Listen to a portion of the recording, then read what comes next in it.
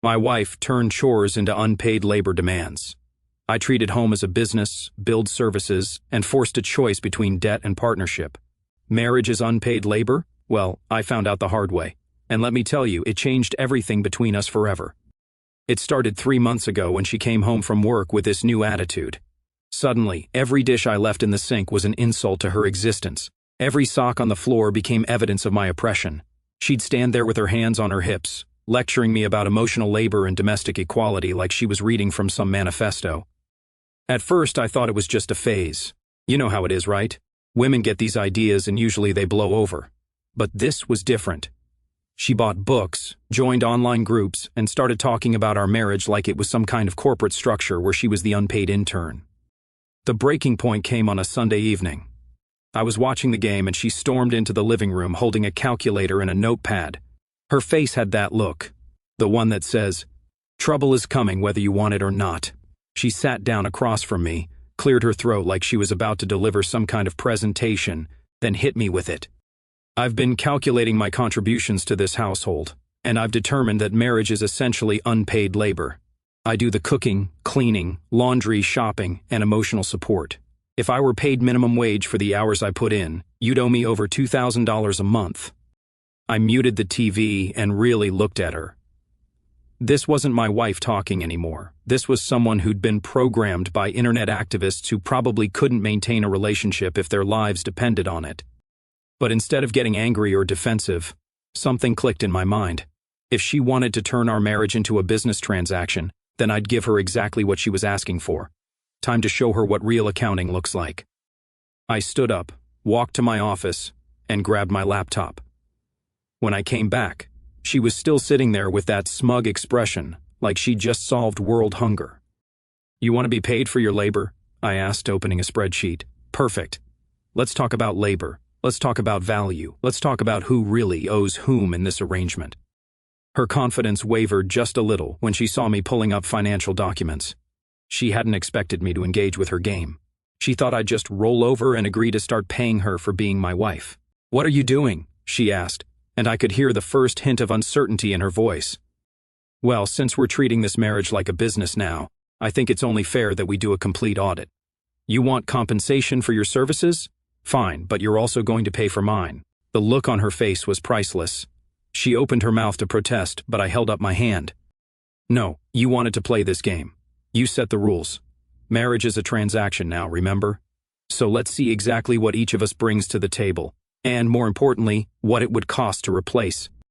I started typing and she just sat there watching me work. For the first time in months, she was completely quiet. No lectures about patriarchy or unpaid labor, just silence. That silence told me everything I needed to know. She'd made a move without thinking it through, and now she was about to learn what happens when you challenge someone who actually understands how the game is played. The next morning, I had everything ready. While she was getting dressed for work, I printed out a detailed breakdown that would make any accountant proud. 3 pages of pure reality, itemized and calculated down to the penny. When she came downstairs for breakfast, I handed her the documents along with her coffee. She looked at the papers like they might bite her. "What's this?" she asked, though I could tell she already knew. She wasn't going to like the answer.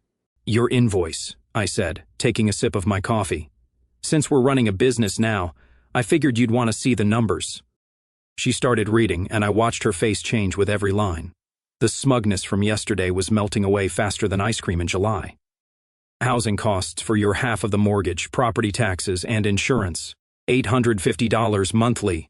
Utilities, including electric, gas, water, internet, and streaming services, $225. Food costs, based on grocery bills and dining out, $400. Transportation costs, including car insurance, maintenance, and gas for the vehicle you use, $315. She looked up at me with wide eyes. "You can't be serious." "Oh, but I am." "Keep reading." Her eyes went back to the paper.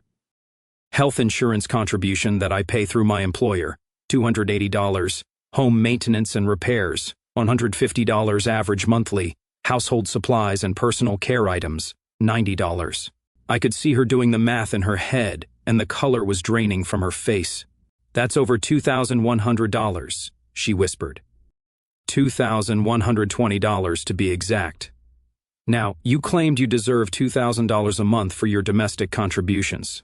According to my calculations, you'd still owe me $220 monthly just to break even. She set the papers down and stared at me. This is ridiculous. You're my husband, not my landlord. And you're my wife, not my employee. But you're the one who wanted to turn this into a business arrangement. You're the one who said marriage was unpaid labor that deserved compensation. I pulled out another sheet of paper, but wait, there's more. This doesn't include the premium services I provide. Personal chef services for home-cooked meals, about $600 monthly if you hired someone. Handyman services for all the repairs and maintenance I do around here. Another $300 BR, financial planning and bill management. $100 BR. Personal driver for errands and appointments, $200. Her mouth was hanging open now. And let's not forget the emotional labor you're so concerned about. Relationship counseling and emotional support services typically run about $150 per session. I provide that daily, so let's call it a bargain at $300 monthly. I leaned back in my chair. So, according to your new business model, you owe me roughly $4,000 a month for services rendered. Minus the $2,000 you think you deserve, you're still in debt to me for $2,000 monthly. She tried to speak, but nothing came out. Finally, she managed to croak, "That's not how marriage works." "Exactly," I said, standing up and putting my coffee cup in the dishwasher. "That's not how marriage works. But since you decided to change the rules, these are the new terms. You want to be paid for being a wife? Fine. But you're also going to pay for having a husband." I grabbed my keys and headed for the door. "I've set up a payment plan. First installment is due Friday. Have a great day at work, honey." The door closed behind me, and I could hear her calling my name through the glass. But I didn't turn around. She'd started this game, and now she was learning that I played to win. When I got home from work that evening, she was waiting for me in the kitchen with her arms crossed. The papers I'd given her that morning were spread across the counter like evidence in a courtroom. "We need to talk," she said, using that tone that usually meant I was supposed to apologize for something. "Sure," I replied, loosening my tie. "Are you ready to make your first payment, or do you need to set up a payment plan?" Her face turned red. "Stop this nonsense right now. You know this isn't what I meant when I talked about unpaid labor." "Really? Because you seemed pretty clear yesterday. You calculated your hours, assigned them a value, and demanded compensation." "I'm just following your lead." She picked up the invoice and waved it at me. "This is manipulation." "No," I said calmly. "This is accountability. You wanted to treat our marriage like a business transaction. Welcome to business." She threw the papers down. "Fine, if that's how you want to play it, I'll stop doing everything. No more cooking, no more cleaning, no more laundry. Let's see how you like that." I shrugged. "Your choice. But the rent is still due, and since you won't be providing domestic services anymore, I'll need to hire someone to replace you. I'll just add those costs to your monthly bill." The confidence in her eyes flickered. "You can't charge me rent in my own home." "Actually, I can. You wanted to be treated like a business partner instead of a wife. Business partners pay their share of operational costs. You contribute about 30% of our household income, so you're responsible for 30% of all expenses." I walked to the refrigerator and grabbed a beer. "Oh, and since you're not cooking anymore, you'll need to handle your own meals. I've calculated that your share of the grocery budget was about $120 weekly. You can either contribute that amount or buy and prepare your own food separately." She stared at me like I'd grown a second head. "This is insane." "This is fair," I corrected. "You established the precedent. Marriage is a business arrangement now, remember? Everyone pays their own way." The next morning, I woke up to find she'd made coffee for herself, but not for me, her little act of rebellion. I made my own coffee and started implementing phase 2 of my plan. I created a shared document on our phones titled Household Services Account. Every time I did something that benefited both of us, I logged it. Took out the trash, $5. Fixed the leaky faucet, $25. Paid the mortgage service fee, $15. Grocery shopping for household items, $10 shopping fee. By the end of the week, her account showed she owed me $347 while she'd contributed exactly $0 in services. "What is this?" she demanded, looking at her phone over breakfast. "Your running tab. Since we're itemizing everything now, I thought you'd want to see how the books balance." She scrolled through the charges, getting more agitated with each line item. You charge me for taking out the trash? Waste management services. If you hired someone to do it, that's what it would cost per week. And $15 for paying the mortgage processing fee? Banks charge them. So do I. She slammed her phone down. This is ridiculous. Then stop treating our marriage like a business, I said, finishing my coffee. Go back to being my wife instead of my business partner and all these charges disappear. But she was too stubborn to back down. No, I deserve to be compensated for my contributions. Fine, I said, standing up. Then you also deserve to pay for mine. Your account is overdrawn by $347. Payment is due by Sunday, or I'll have to suspend certain services. What services? I smiled. Guess you'll find out on Monday if you don't pay up. The look of panic that crossed her face told me she was finally starting to understand the game she'd started, but she still wasn't ready to surrender. Sunday came and went without payment. Monday morning, I started the service suspension protocol. When she went to use her laptop, the internet password had been changed. When she tried to watch her morning show, the streaming services were blocked on her profile. Her car keys were nowhere to be found. Where are my keys? She demanded, standing in the doorway as I ate my breakfast. Your transportation services have been temporarily suspended due to account delinquency, I replied without looking up from my phone. I have to get to work. Uber's pretty reliable, or there's always the bus. Both accept payment, unlike some people I know. She stood there sputtering for a full 30 seconds before storming out to call a rideshare. The $40 round trip to work was going to sting, especially when she realized this was her new reality until she paid up. That evening, she came home furious. But instead of paying what she owed, she did something that told me she still didn't understand the situation she'd created. She called her sister. I could hear the conversation from the kitchen as she vented about how unreasonable I was being, how I was punishing her for standing up for herself, how I was being controlling and manipulative. Then I heard her sister's voice through the speaker. Wait, back up. You told him he owed you money for being his wife, for the unpaid labor you do around the house? Yes. And then he calculated what you'd owe him for everything he provides. There was a pause. Well, yes, but... And now you're mad because his numbers are bigger than yours? Another longer pause. Her sister continued. Honey, what did you think was going to happen? You can't demand payment for marriage and then get upset when someone shows you the real math. I smiled to myself as I heard my wife trying to explain why her logic made sense while her sister's didn't. It wasn't going well.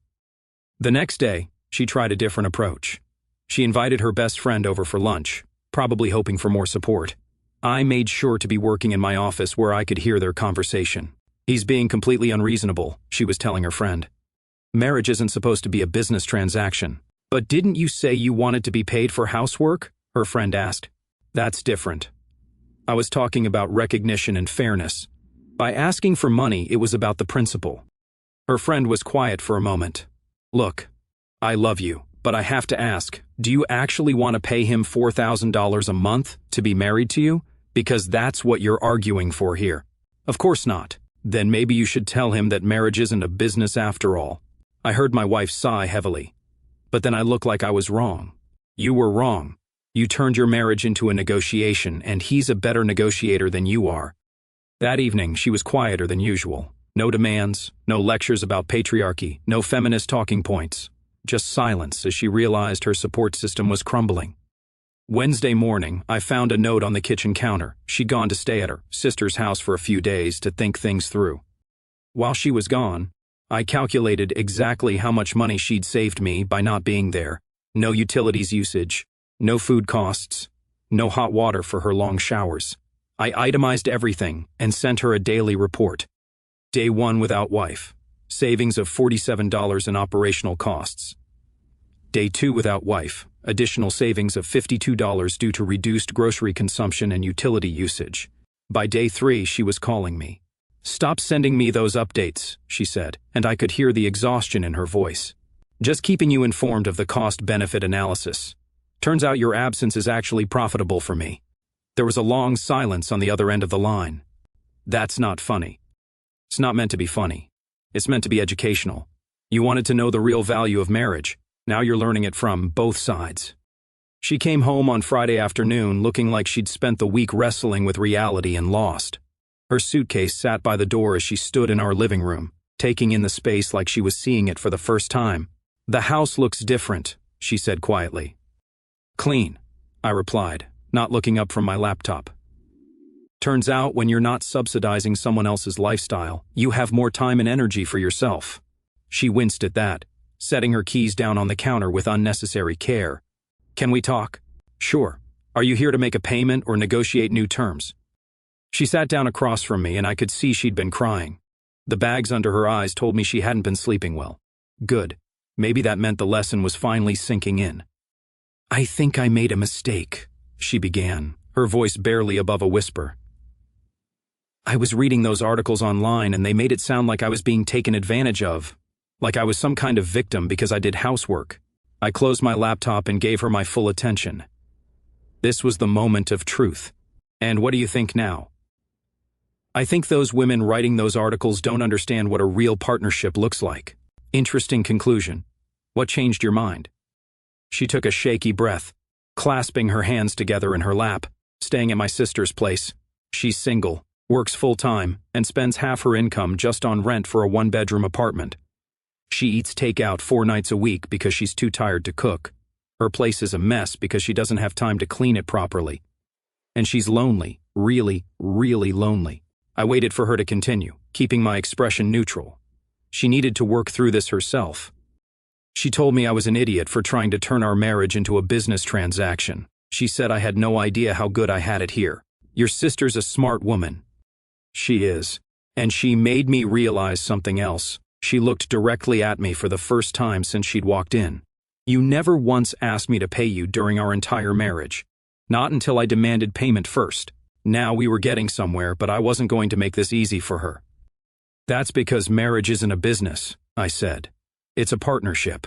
Partners contribute what they can, when they can, however they can.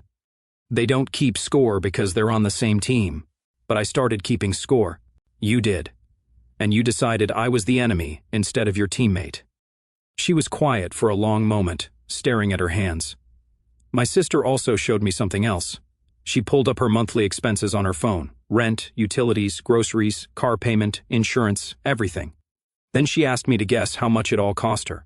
And I guessed maybe $1,500. It was over $3,000. $3,000 just to live alone in a cramped apartment and eat frozen dinners. I could see where this was going, but I let her continue. She asked me how much money I'd have left over from my salary after paying those expenses. The answer was almost nothing. Maybe $200 for fun money if I was lucky. Sounds about right for single life. Then she asked me how much fun money I have now, being married to you, and I realized I have over $800 every month that I can spend on whatever I want. Clothes, spa days, lunches with friends, whatever. The tears were starting again. I was complaining about doing dishes and laundry while living a lifestyle I could never afford on my own. "Go on."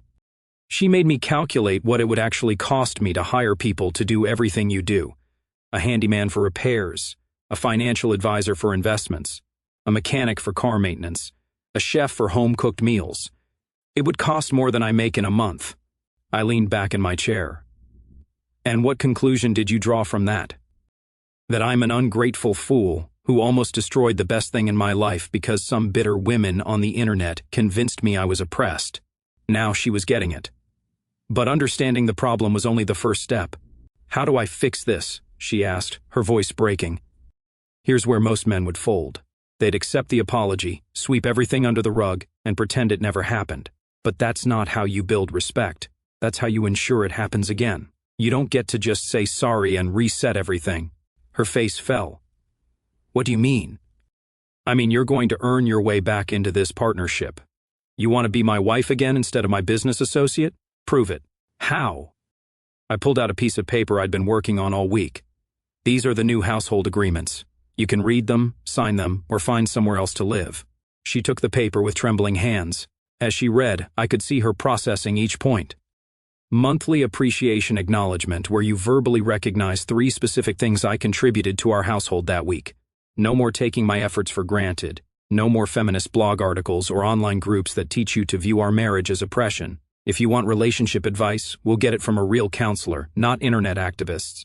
Complete transparency about your online activities. I want to know what you're reading and who you're talking to about our relationship. And finally, if you ever again suggest that our marriage is unfair or that you deserve payment for being my wife, this arrangement ends immediately. No second chances, no discussions, no negotiations. She looked up at me with red eyes. This feels like you're punishing me. I'm not punishing you. I'm protecting myself. You showed me that you're capable of turning our entire relationship into a weapon when you don't feel appreciated enough. I'm not going to let that happen again. She stared at the paper for a long time. And if I sign this, then we go back to being partners instead of business associates? No more itemized bills, no more service charges, no more keeping score, but also no more taking each other for granted. What about my debt to you? The money I owe? I leaned back in my chair. Consider it forgiven. Call it a one-time write-off for educational purposes. She picked up the pen with shaking hands. But before she could sign, I stopped her. Read it again. Make sure you understand what you're agreeing to, because if you sign this and then break it, we're done. Permanently. She read through the agreement twice more, slowly. When she finally signed her name, her hand was steady. But I wasn't done yet. One more thing, I said. You're going to call your sister right now and thank her for talking sense into you. Then you're going to make dinner tonight. Not because you owe me anything, but because you want to do something nice for your husband. She nodded, tears flowing freely now. I'm sorry. I'm so sorry I let those people convince me that you were my enemy. Don't apologize to me, I said, standing up. Apologize to yourself. You almost threw away a good marriage because strangers on the internet told you to. She made the call to her sister while I watched. The conversation was short but genuine. Then she went to the kitchen and started preparing dinner for the first time in 2 weeks. As I watched her cook, I realized something important. This wasn't just about winning an argument or proving a point. This was about establishing the kind of relationship where both people understood their value and respected each other's contributions. She'd learned that marriage wasn't unpaid labor. It was paid labor, with benefits, security, and partnership that no amount of money could buy. And I'd learned that sometimes you have to be willing to lose everything to save what really matters. 6 months later, I can honestly say that our marriage is stronger than it's ever been. But it didn't happen overnight, and it wasn't always smooth sailing. The first few weeks after she signed the agreement were like watching someone detox from a drug. She'd catch herself mid-complaint about household tasks, stop, and actually think about what she was saying. Old habits die hard, especially when they've been reinforced by an echo chamber of online validation. The monthly appreciation acknowledgments were awkward at first. She'd sit across from me at dinner, clearly uncomfortable, and force out generic statements like, "Thank you for working hard," or "I appreciate that you fixed the sink." But I wasn't accepting surface-level gratitude. Be specific, I'd tell her. What exactly did I do and how did it benefit you? By the 3rd month, her acknowledgments had transformed completely. Instead of generic thanks, she was saying things like, "When you spent 3 hours researching and comparing insurance plans to save us $400 a year, it showed me that you care about our financial security."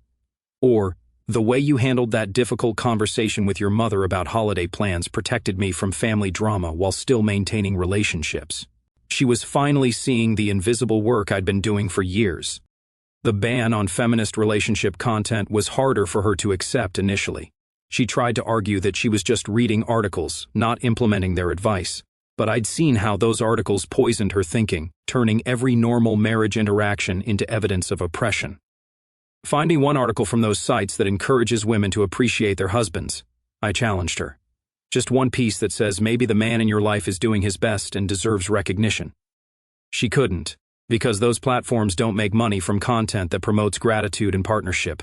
They profit from outrage and victimhood. Instead, we started reading relationship books together. Real books written by actual therapists and researchers, not anonymous bloggers with an agenda. Books that talked about mutual respect, shared responsibility, and building each other up instead of tearing each other down. The transparency requirement was the most eye-opening part of the entire process.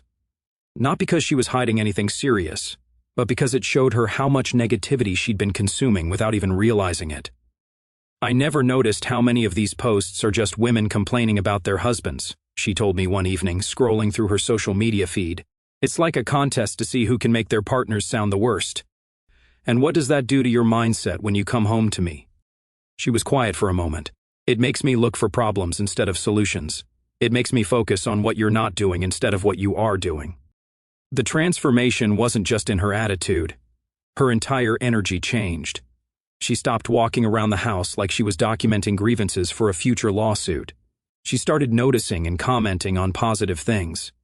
When I'd work late to finish a project, instead of complaining about me not helping with dinner, she'd thank me for providing stability for our family. But the real test came when her old friend group tried to pull her back into the victim mentality. It was a Saturday afternoon and she was having lunch with 3 of her girlfriends. I wasn't eavesdropping, but our kitchen window was open and they were sitting on the patio right outside. "You've been so different lately," one of them said. "You used to understand how hard it is to be married to a man who doesn't appreciate you." "Actually," my wife replied, "I think I was the one who didn't appreciate what I had." "Oh, come on. Don't tell me he's got you brainwashed now." I tensed up, waiting to see how she'd respond. This was the moment of truth. Would she stand her ground or fold under peer pressure? "Brainwashed?" she laughed. "Jennifer, you complain about your husband every time we get together. When's the last time you said something positive about him? That's not the point. Men need to do better. Or maybe we need to do better at recognizing when they're already doing well." There was an uncomfortable silence. Then another friend chimed in. "I can't believe you're defending the patriarchy now." "I'm defending my marriage," my wife said firmly. "And honestly, listening to you all trash your husbands every week isn't something I want to do anymore." I heard chairs scraping and goodbyes being exchanged. The lunch ended abruptly and she came inside looking both sad and relieved. "How much of that did you hear?" she asked. "Enough to be proud of you.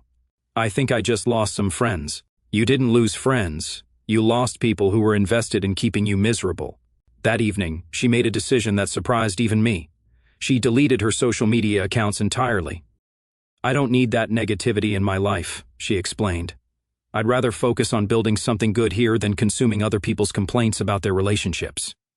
The changes weren't just mental and emotional. They were practical too. She started taking initiative around the house again, but with a completely different attitude.